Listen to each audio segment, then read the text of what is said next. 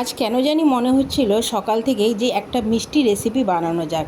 দেখো আজকে আমি এই মিষ্টি রেসিপিটা বানিয়ে ফেলেছি। এটা আজকে আমি তোমাদের সাথে শেয়ার করছি, দেখে নাও এটা আমি কিভাবে বানিয়েছি। এটা আমি বানিয়েছি সাবুর পায়েস। প্রথমে 100 মতন সাবু আমি একটু জলে ভিজিয়ে আধা ঘন্টার জন্য রেখে দিয়েছি।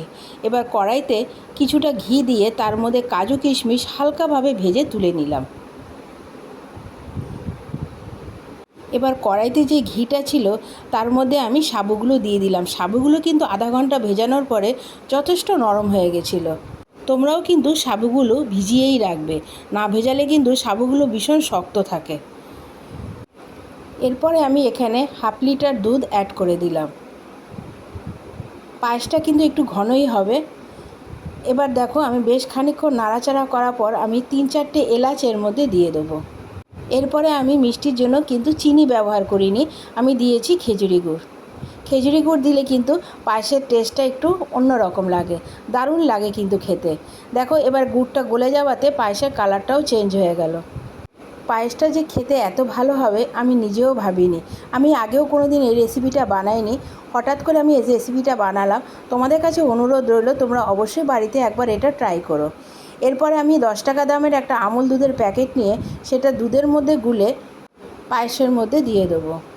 আমুল দুধটা যখন গুলবে লক্ষ্য রাখবে যেন কোনো দানা না থাকে।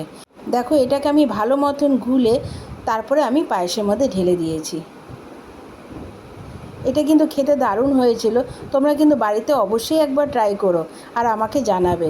এবার দেখো আমি দিয়ে দেওয়ার পরে দুধটা কিন্তু আরও বেশি ঘন হয়ে যাবে। এরপরে যে আমি কাজু আর কিশমিশটা ঘিয়ের মধ্যে ভেজে রেখেছিলাম সেটাও আমি পায়েসের মধ্যে ঢেলে দেব।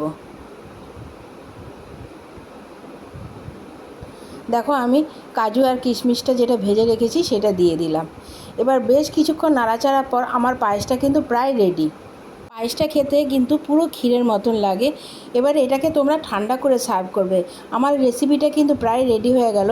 এবার আমি গ্যাসটা বন্ধ করে দেবো। গ্যাসটা বন্ধ করে দেওয়ার আগে আমি খানিকটা ঘি অ্যাড করে দেবো।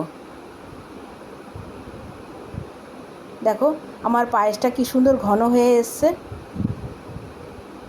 এবার এর মধ্যে আমি দিয়ে দেবো সামান্য ঘি। ঘিটা প্রথমেও দেওয়া ছিল, তারপরেও আমি শেষের দিকে আরটু টেস্ট বাড়ানোর জন্য আরটু ঘি আমি অ্যাড করব। রেসিপিটা কিন্তু অবশ্যই তোমরা বাড়িতে একবার ট্রাই করো, দারুণ হয়েছিল খেতে। আর আমাকে কমেন্টস করে জানাবে যে কার কেমন লাগলো। আমার রেসিপিটা যদি তোমাদের ভালো লেগে থাকে তাহলে অবশ্যই লাইক, কমেন্টস আর শেয়ার করে দিও।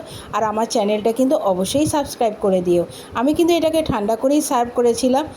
আসছি পরবর্তী একটা রেসিপি নিয়ে, সেটাও আমি তোমাদের সাথে শেয়ার করব। তোমরা ভালো থাকো, সুস্থ থাকো। এখনের জন্য টাটা।